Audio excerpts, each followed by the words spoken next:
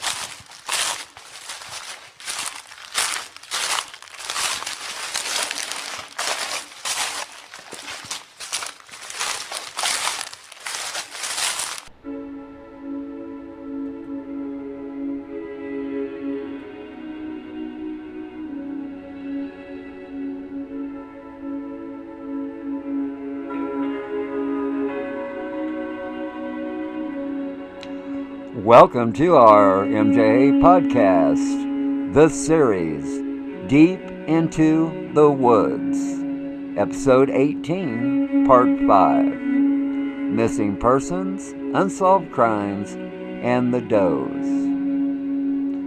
Missing Persons. The NCIC statistics for missing people number over 600,000 a year. There are many missing children and adults that are quickly found alive and well. However, tens of thousands of individuals remain missing. Unsolved crimes. In the United States, it has been reported that from 1980 to 2019, there are over 270,000 unsolved homicides. The Does. It has been reported that there are 40,000 unidentified remains. My name is Mark, and I will be your host for tonight's show. Joining me later will be our co-host, Olivia. Olivia and I will profile missing person cases, unsolved homicides, and John and Jane Does. We are coming to you from Winter Paradise, located in Hudson, Florida. Missing persons. Welcome to the state of Alabama. Case 1. It was on July 29th, 1985 is when 36-year-old Jerry Wayne Lackey, a white male, vanished without a trace from Roebuck, Alabama. Case 2. On September 17, 1973, 3-year-old Christina Lynn Carter, a white female, vanished without a trace from Hueytown, Alabama. Welcome to the state of Arizona. Case 3. It was on April 12, 1981 is when 20-year-old Glenn Ducart, a white male, disappeared from Lake Pleasant, Arizona. Case 4. It was on October 21st, 1989 is when 28-year-old Melody Kathleen Wolf, a white female, vanished without a trace from San Manuel, Arizona. Welcome to the state of Arkansas. Case 5. It was on January 4th, 1987 is when 34-year-old Gregory Harold Nicely, a white male, disappeared without a trace from Van Buren, Arkansas. Case 6. It was on June 1st, 1997 is when 32-year-old Terry Lee Holland, a white female, vanished without a trace from Alexander, Arkansas. Unsolved Homicides. Welcome to the state of Oklahoma. Case 7. Unsolved Homicide. It was on September 30th, 2004 is when 18-year-old Brittany Phillips, a white female, was found dead in her apartment in Tulsa, Oklahoma. Welcome to the state of Mississippi. Case 8. Unsolved Homicide. It was on December 6, 2014, around 8:10 p.m. is when 19-year-old Jessica Chambers, a white female, was found burning next to her car, which was also on fire in Cortland, Mississippi. The Does. Welcome to the state of California. Case 9. It was on April 22nd, 1973, when the decomposing body of a white male was discovered in Wilmington, California. Case 10. It was on May 28, 1974, is when the body of a white or Hispanic female was discovered on a jetty at the beach in Long Beach, California. Welcome to the state of Oregon. Case 11. It was on August 26, 1972, is when the skeletal remains of a male was discovered in a wooded area north of Bandon, Oregon. Case 12. It was on November 3, 1999, is when the skeletal remains of a female was discovered in a wooded area in Clatsop, Oregon.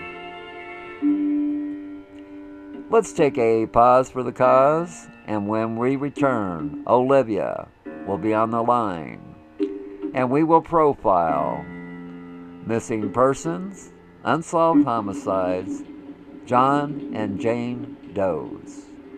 Be back in a moment.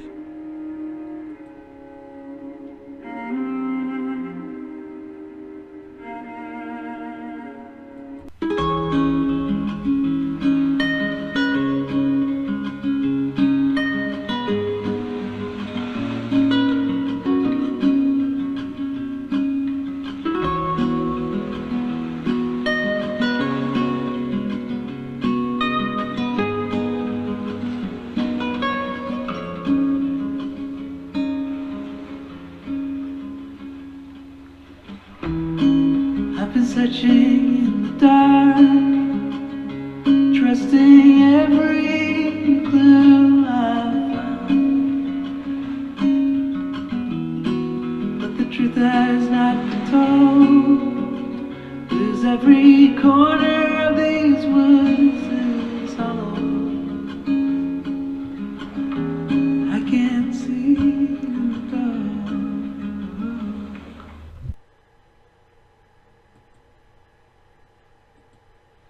Welcome to our MJA podcast, this series, Deep into the Woods, Episode 18, Part 5, Missing Persons, Unsolved Crimes, and the Does. We have Olivia on the line. How are you doing tonight? I'm doing well. How are you? I'm just fine. And are you ready to dig into these unsolved mysteries? Yes, I am. Welcome to Alabama. The Doe Network has 80 males and 62 females listed as being missing from the state of Alabama. Missing persons. Case 1. Welcome to Roebuck, Alabama. It was on July 29, 1985, is when 36-year-old Jerry Wayne Lackey, a white male, vanished without a trace from Roebuck, Alabama. Jerry Wayne Lackey was last seen by his brother-in-law on July 29, 1985. The 36-year-old Lackey had been in possession of a sawed-off 20-gauge shotgun and a .357 caliber Magnum revolver. Lackey left suicide notes to his family saying that his life had not been what he expected. Lackey's brother-in-law immediately called the police, but they refused to intervene. The 36-year-old Jerry Lackey has never been heard from again. Lackey's wife had left him for another man. Lucky 2 tours of duty in Vietnam haunted him. Lackey was an ex-Army Ranger with 2 tours in Vietnam from 1969 to 1971. In the notes, Lackey said that the forest was the only place where he felt at home. In his notes, Lackey said he was tired of living. Lackey hadn't dated anyone since his divorce 10 years ago. Just a side note, Lackey's ex-wife was murdered by her new husband in 1983. The 36-year-old Lackey stated that he would leave his vehicle in the Leeds area and would take a long walk into the woods in a secluded area near the St. Clair-Jefferson County line. The 36-year-old Lackey would spend 2 days alone at peace. Then his plan was to dig a grave and bury himself before committing suicide. The 36-year-old Lackey wrote that he hoped his body would never be found. Lackey did not drink or use drugs. The 36-year-old Lackey had no prior history of mental illness or bizarre behavior. Police found Lackey's silver 1982 Chevrolet pickup truck the night of his disappearance. It was located on Weaver Avenue near Interstate 20 in St. Clair County. A search of the area turned up no sign of Lackey. Bloodhounds from the St. Clair Correctional covered the area adjacent to the location of the truck with no success. Jerry Lackey's body has never been found. If you have any info concerning this case, please call the Jefferson County Sheriff's Office Detective Jeannie Miller at 205-325-1450. This next case has been profiled in about every major media outlet that you can name. As one investigator told MJA, this is a case that is very rare for the simple fact The circumstances points that this female child was kept alive. That she disappeared at such a young age, she would think the life she has been living is normal. She has no reason to question it. Another thing that sticks out is when MJA first started, we were only going to work on missing children cases. Our staff read about this case on our first day of operations. This is when we also learned. We had 2 computers and printers going on Select All, and after about 2 hours of printing children cases, we shut them down and realized we couldn't do just missing children cases. The numbers were so overwhelming, it was heartbreaking. So at that time, MJA tried to stay away from missing children cases. Case 2. Welcome to Hueytown, Alabama. On September 17th, 1973, 3-year-old Christina Lynn Cotta, a white female, vanished without a trace from Hueytown, Alabama. The 3-year-old Cotta was last seen on September 17th, 1973, but it wasn't until November 1973 that people realized that the 3-year-old was missing. This was due to the fact that on October 7th, 1973, Christina's mother, Janet, was found nude and bound inside of a duffel bag alongside Clingman's Dome Road in the Great Smoky Mountains National Park in Alabama. Janet Cotta had been killed by suffocation the same day she was found. Janet Cotta's remains were not identified for a month. It was after Janet's identification that authorities realized Christina was missing. An extensive search of the park turned up no indication of 3-year-old Christina Cotta's whereabouts. Christina and her mother, Janet, disappeared at the same time. Christina's parents had divorced 2 months prior, and Christina's father was seeking custody. Janet was dating a married man at the time of her disappearance. Janet said she was going on a trip to the Great Smoky Mountains with him. Janet's family assumed they'd gone off on the trip to the mountains like Janet had said, or Janet had taken Christina into hiding because of the custody dispute. According to Janet's family members, her married boyfriend was in the area where Janet's body was found around the time of her death, but his wife provided an alibi for him. Janet's married boyfriend is now deceased. Because of the circumstances, authorities suggested Janet gave Christina to someone else to care for prior to her murder, and Christina might still be alive. Janet's murder has never been solved, and there has been no sign of 3-year-old Christina Cotta since September 17, 1973. If you have any info concerning this case, please call the Hueytown Police Department at 205-491-3587. Welcome to Arizona. The Doe Network has 78 males and 56 females listed as being missing from the state of Arizona. Case 3. Welcome to Lake Pleasant, Arizona. It was on April 12, 1981 is when 20-year-old Glenn Ducart, a white male, disappeared from Lake Pleasant, Arizona. Ducart moved from Minnesota, and the 20-year-old went to Arizona working at the Arrowhead Ranch. The 20-year-old Ducart and another man went camping in Lake Pleasant area, saddled between Maricopa County and Yavapai County. The two men went for a walk around the lake and argued as to which way to go back to camp. They split up, and the other man showed up, and the 20-year-old Glenn Ducart has never been heard from or seen again. The friend reported him missing the following day. The search began for Ducart 2 weeks later. No sign of the 20-year-old Glenn Ducart was ever found. A few years later, some hunters found clothing belonging to the 20-year-old Ducart.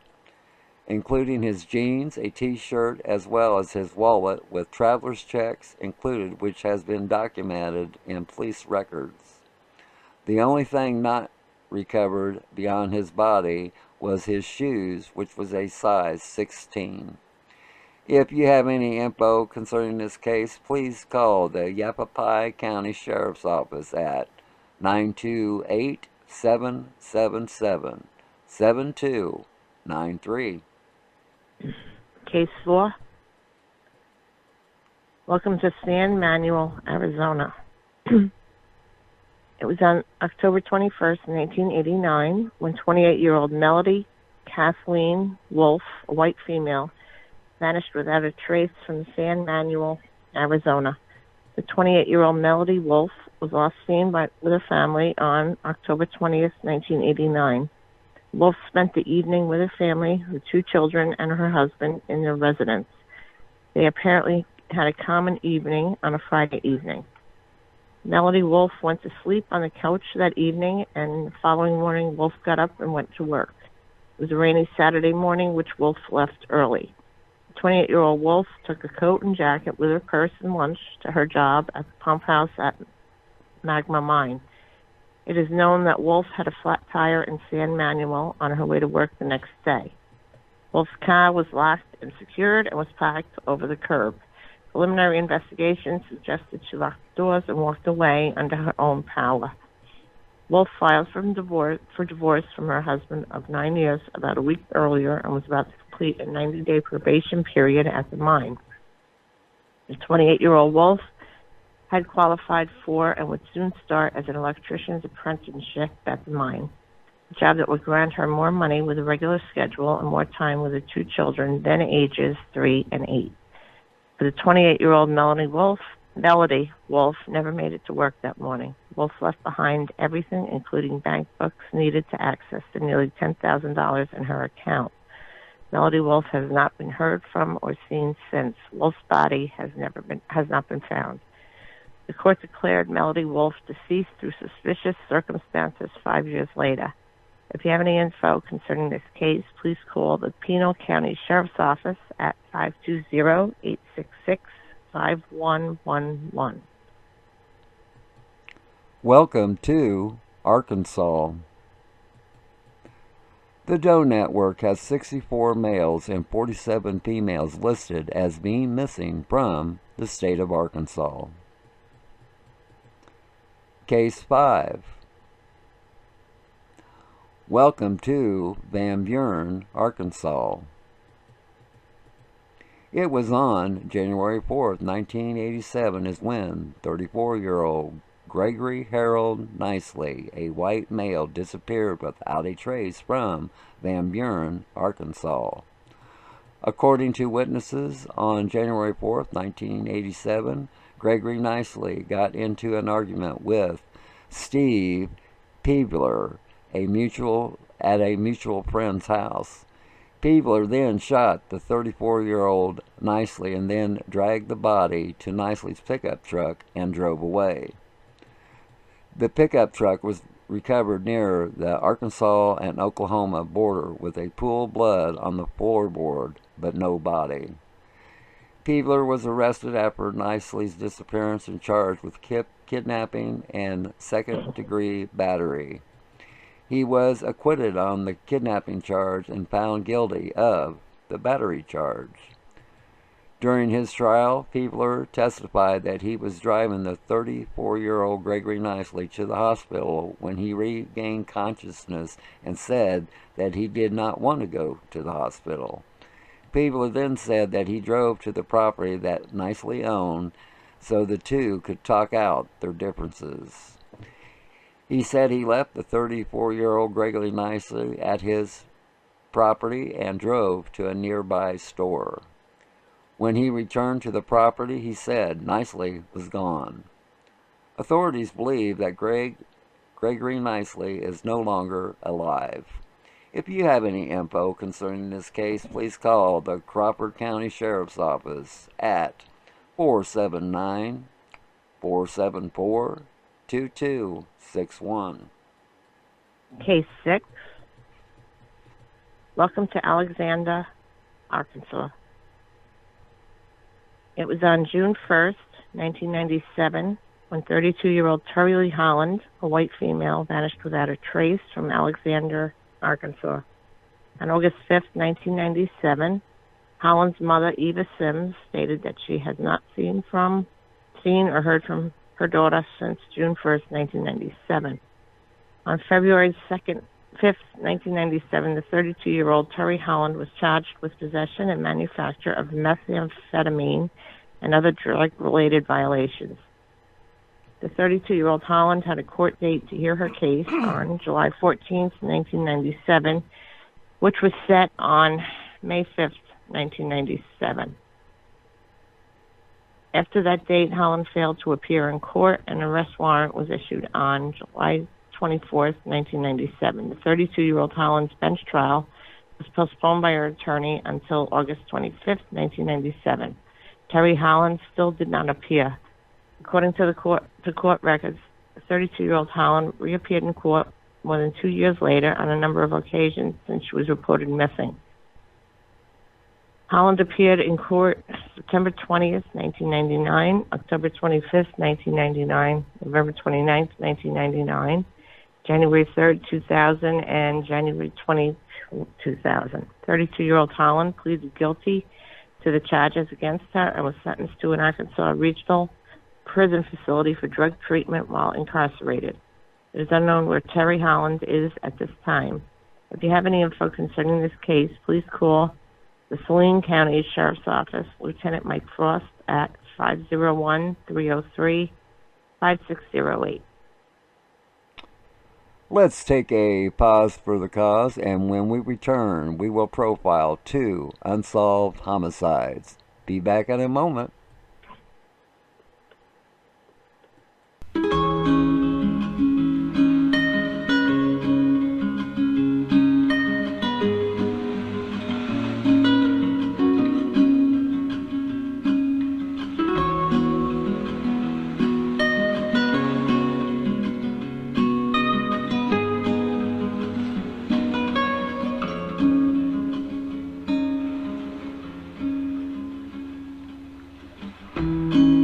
I've been searching in the dark, trusting every clue I found. But the truth has not been told, 'cause every corner of these woods is hollow. I can't see in the dark. Welcome back to our MJ podcast, this series, Deep Into the Woods, Episode 18, Part 5, Missing Persons, Unsolved Crimes, and the Does. Unsolved Crimes. Even though we might find this intriguing and exciting, unsolved mysteries are a nightmare for the loved ones left behind, and the detectives dedicated to solving them. Sometimes it's new forensic evidence, and other times it's as simple as re-examining clues that leads to a cold case being solved. Case 7. Welcome to Tulsa, Oklahoma. Unsolved homicide of Brittany Phillips.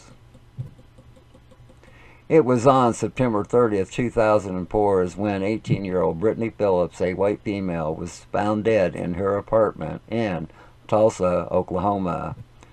The 18-year-old Phillips had been raped and strangled to death on September 27th, 2004 is when she was last heard from. DNA found at the crime scene has not matched any of the suspects or any other 3,000 samples that has been tested against. Brittany's mother is still actively seeking justice for her 18-year-old daughter.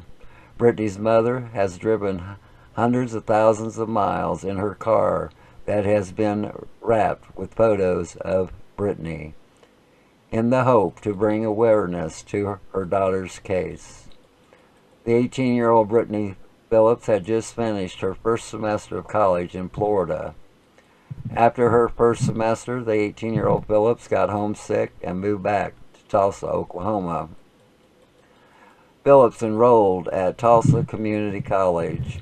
The 18-year-old Phillips got her own apartment right across the street from her old high school. Unfortunately, it was this decision to move back home which put 18-year-old Phillips in the sights of a killer. Brittany's mother last spoke to her on September 27, 2004, around 9 p.m. But the mother's several calls from the 28th, 29th, and 30th of September 2004 went unanswered.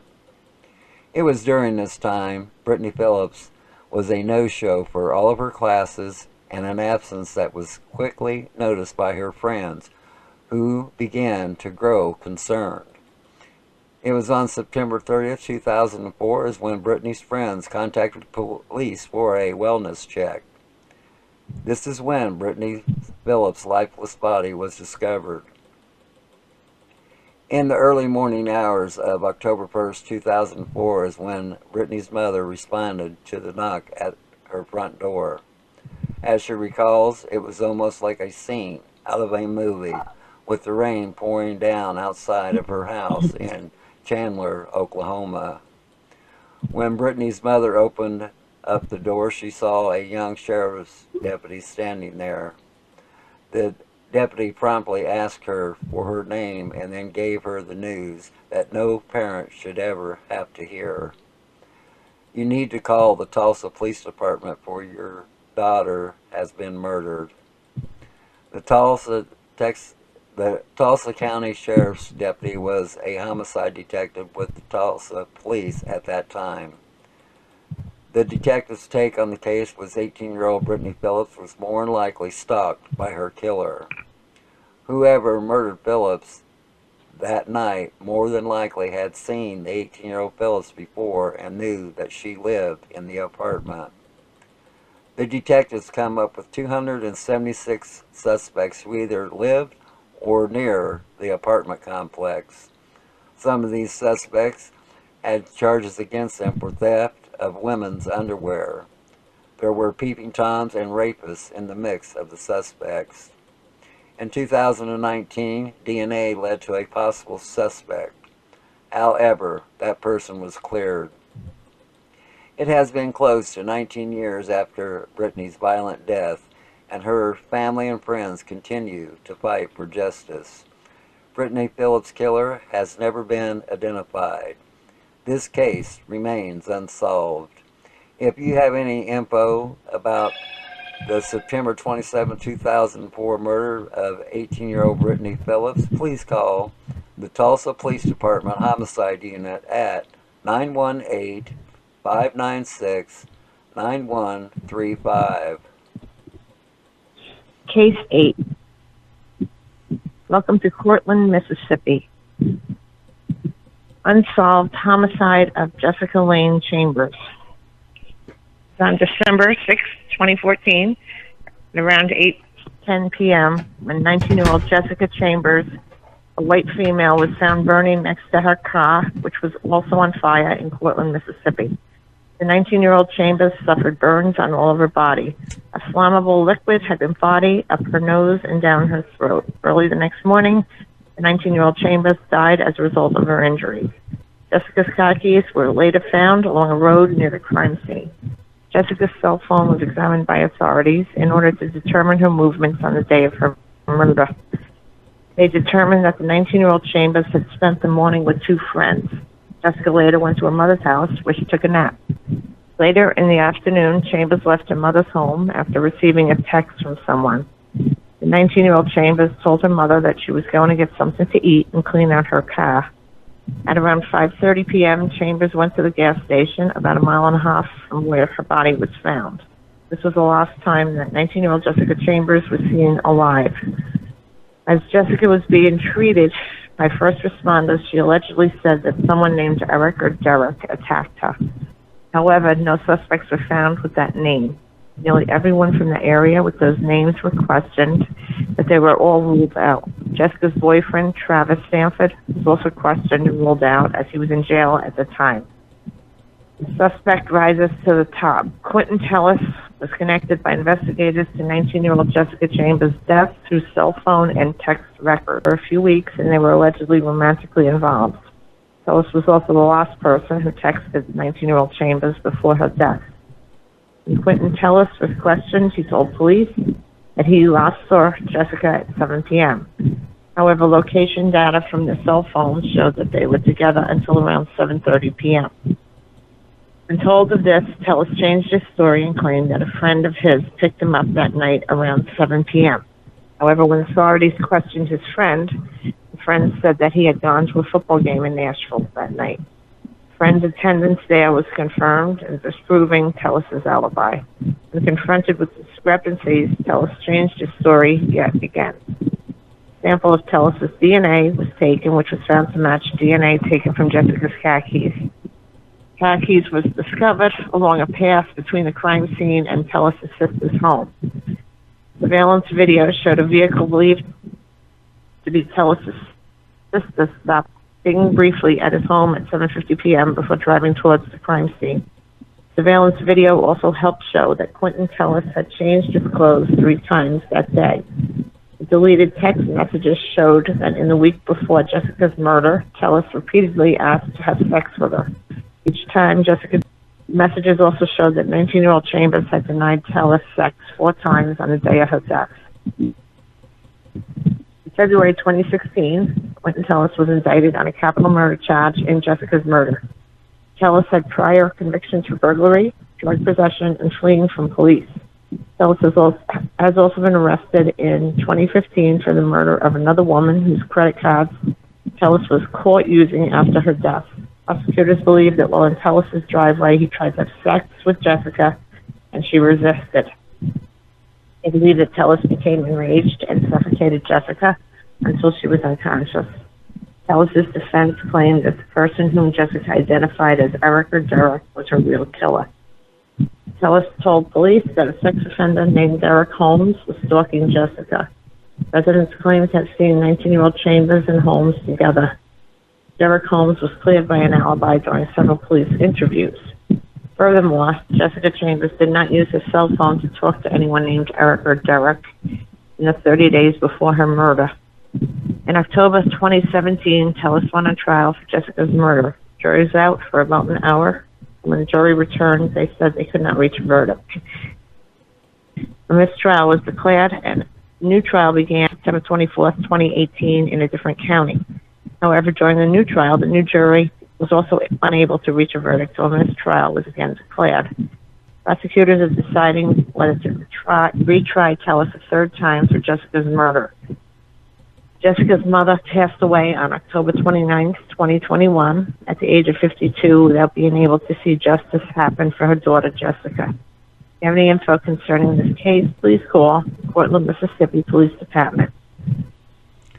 Let's take a pause for the cause, and when we return, we will profile 2 John Doe and 2 Jane Doe cases. Be back in a moment.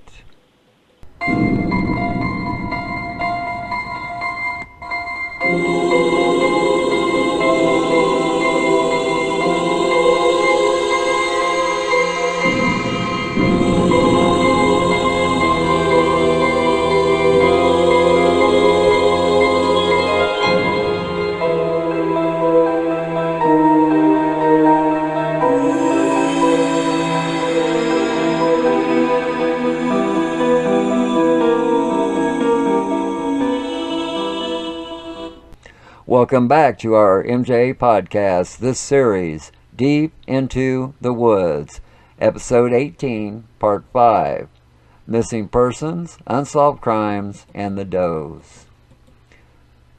The Does.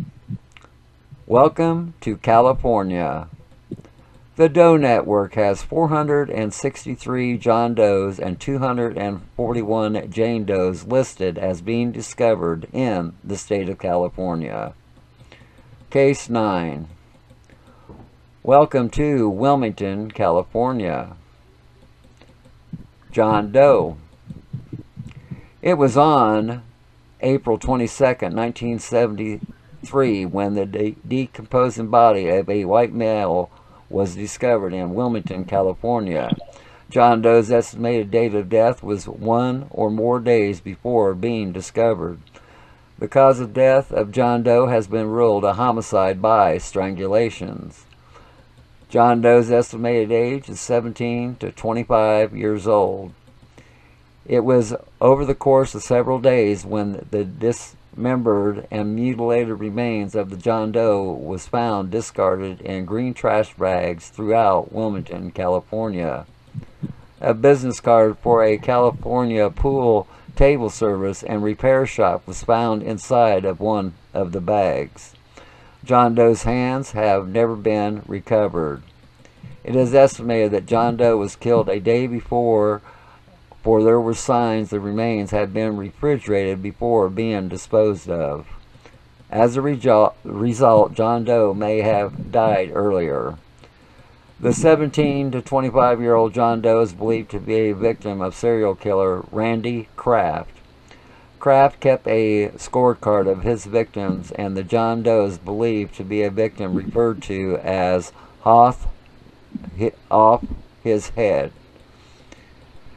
Kraft killed up to 67 victims between 1971 and 1983. Kraft at least 3 other victims. He has at least 3 other victims that remains unidentified. About 20 more victims of Kraft remain missing. If you have any info concerning this case, please call the Los Angeles County Medical Examiners at 323-343-0512. Case 10. Welcome to Long Beach, California. Jane Doe. It was on May 28, 1974, when the body of a white and or Hispanic female was discovered on a jetty at the beach in Long Beach, California. Jane Doe's estimated age is 18 to 28 years old. Jane Doe was a victim of a homicide by strangulation just hours before being discovered. The 18 to 28-year-old Jane Doe was located at a beach on a jetty at the foot of Linden Avenue and Shoreline Drive in Long Beach, California on May 28, 1974. She was strangled and had also been raped. In 2013, Gary Stamp was arrested for this Jane Doe's murder. The arrest came after a man claiming to have aided with dumping the body confessed to police. Stamp confessed to killing Jane Doe after meeting her at a bar. Police learned at the bar a woman matching her description was seen and stated the name may have been Anna. Stamp died in police custody in January 2014 from natural causes. Just a side note from Mac. Mac lived in the Long Beach area and had visited that beach several times. Mac says they took a big chance dumping the body at that location, for it's a busy area no matter what time of day or night it might be. If you have any info concerning this case, please call the Long Beach Police Department at 562-570-7260. Welcome to Oregon. The Doe Network has 71 John Does and 18 Jane Does listed as being found in the state of Oregon. Case 11. Welcome to Bandon, Oregon. John Doe. It was on August 26, 1972, is when the skeletal remains of a male was discovered in a wooded area north of Bandon, Oregon. It was learned that John Doe was white with an estimated age of 50 to 80 years old. Because of the near complete or complete skeleton, it was estimated the date of death for John Doe was years before being discovered. John Doe's cause of death was homicide by 2 gunshot wounds to the head. A citizen discovered John Doe's skeletal remains in a wooded area north of Bandon, Oregon, off of Highway 101. Evidence. 2 .22 caliber bullets were found in the skull. Additionally, 2 unspent .22 caliber shells and 3 coins were found in the area, but no weapon was found. A possible clue to his identity is the victim's dentures. It is speculated that they were made for a patient in Seattle by the U.S. Public Health Service Hospital in 1966. The hospital is now closed.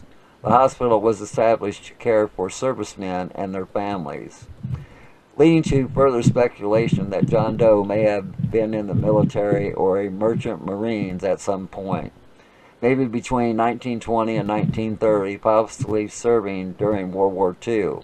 If you have any info concerning this case, please call the Bandon, Oregon Police Department at 541-347-2241. Case 12. Welcome to Clatsop County, Oregon. Jane Doe. It was on November 3rd, 1999, when the skeletal remains of a female were discovered in a wooded area of Clatsop, Oregon. We've learned that Jane Doe is Native American or Asian, the estimated age of 16 to 30 years old. Cause of death is unknown, but Jane Doe's estimated date of death was at least 1 year before being discovered. It was November 3rd, 1999, in a wooded area off of Highway 26 on McGregor Road when mushroom pickers reported finding the Jane Doe's partial skeletal remains to law enforcement authorities after making the discovery.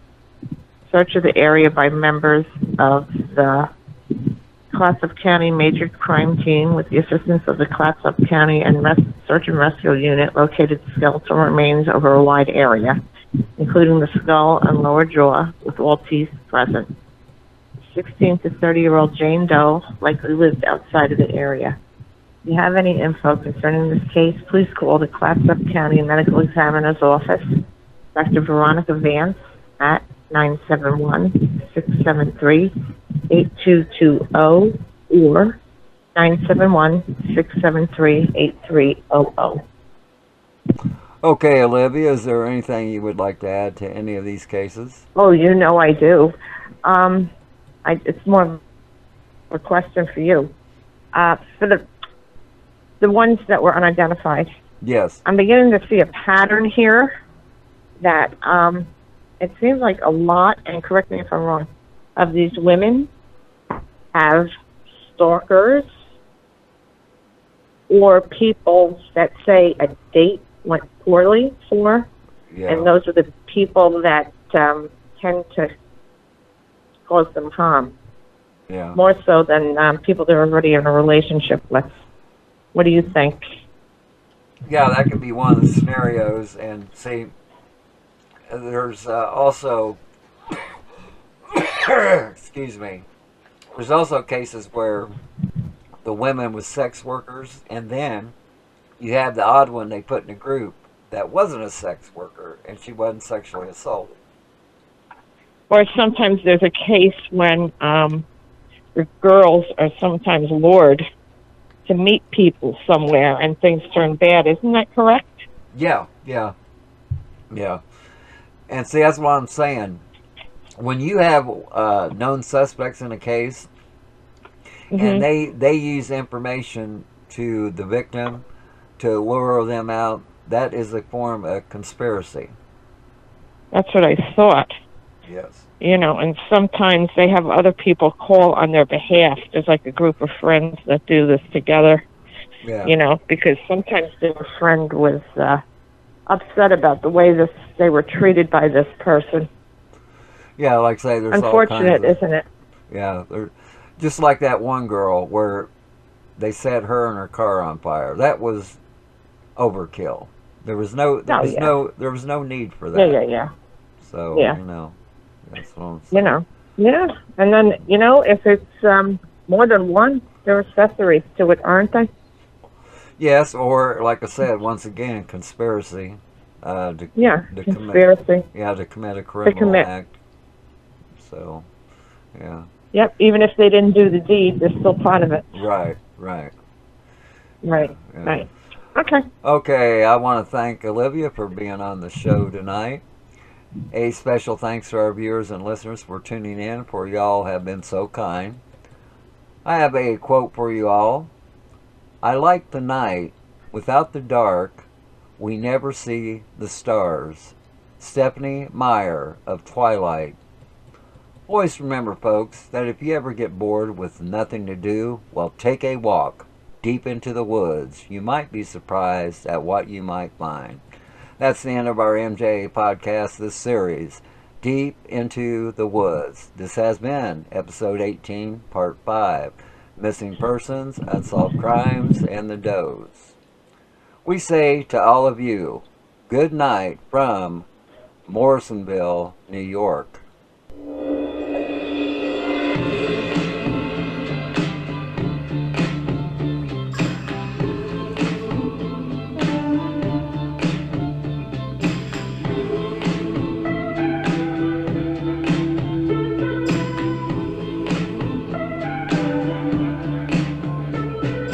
Creepy kids, you've got a while to go before you're in.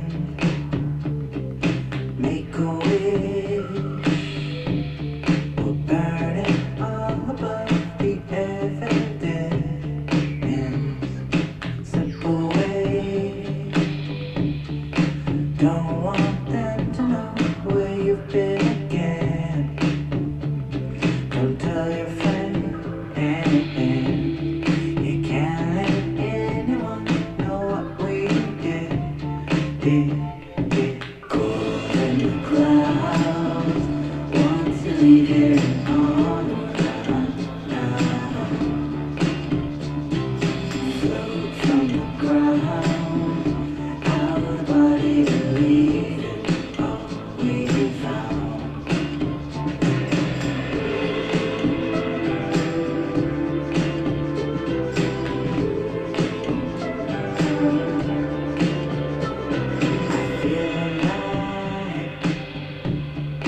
Floating ghost light through the atmosphere, like spirit.